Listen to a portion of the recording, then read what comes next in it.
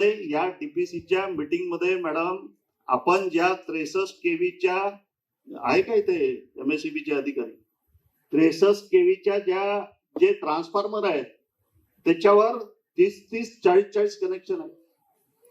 म्हणजे ते कनेक्शन असे आहे ओव्हरलोड झालेले आहे आणि आपण पाणी ओलायला तिकडे गेलो की इकडे डीओ पडून जाते. खरी गोष्ट आहे ना. मग पुन्हा वापस येते त्या लाईन गेली कारण काय ट्रान्सफॉर्मरची कॅपॅसिटीच नाहीये.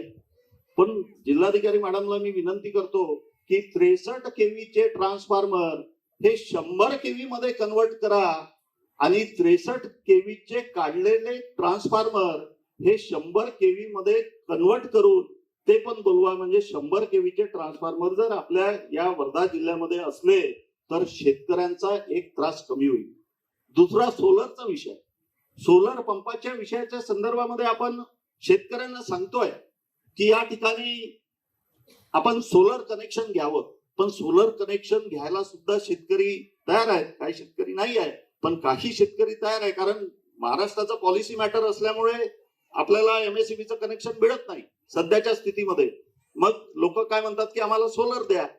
मग सोलर द्या असं म्हटल्यानंतर त्या ठिकाणी सोलरचं कनेक्शन मागितल्यानंतर महिन्याभराच्या आतमध्ये शेतामध्ये लागलं पाहिजे. ही जर सुविधा तुम्ही केली तर 100% शेतकरी ते सोलर कनेक्शन सुद्धा वापरतील.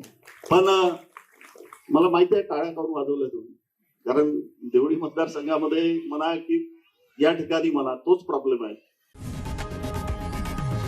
लोकशाही मराठी ऐका, पहा, जागरूक रहा.